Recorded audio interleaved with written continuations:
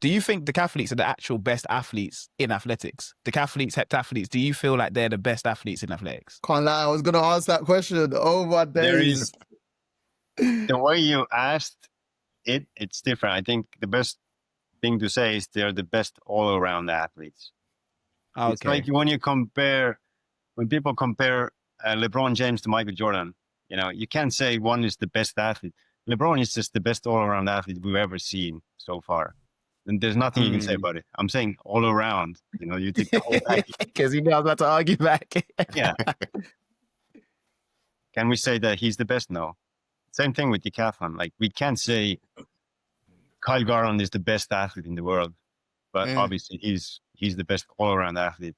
And what's great about decathletes is our talent is not that we are great at one event, but we are great at so many events that if you take one of the athletes from, I don't know, long jump and make them go play American football, or take a decathlete, most likely that decathlete's going to be a better player.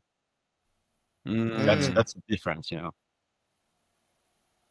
Okay. Is there any event that you say specifically out of all the 10 events that you are world class in, like you could go individually into one of them specifically? If it was me, it would be hard, obviously, because actually my mom or someone just recently asked if it was one event, what would I have picked? I think maybe 400 hurdles. Oh, whoa! Okay. The hardest one. Gee, I was about to say. Yeah, because I'm a decathlete. My life is all about pushing my limits every day. So you have to pick something that it's easier to get. Plus my 400 was decent already, so I think it would be the easiest. Obviously, not to go and win medals. I'm not talented enough to be that great, but just to make it to like meets like Olympics or just to qualify. I mean, that would probably be the only individual event.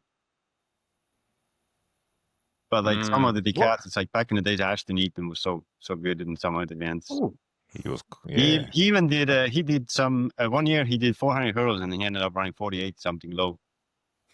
It was 45 flat, 400. Jeez. 13 low, 110 hurdles. Oof. I mean, we got Damon Warner still running 10, 12, 100 meters.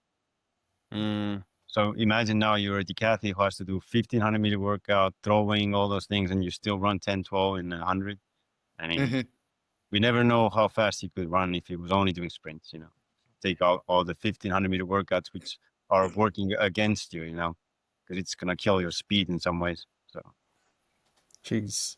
In a full fit championship year, whether that's world champ or Olympics, like how many events or meets, I should say, not events, how many meets does it take for you to be at your peak by the time the Olympics or the World Championships come for decathlon? Because that's something I've never been able to, like obviously with the sprint events or whatever, or the field events, you've got the Diamond League, etc.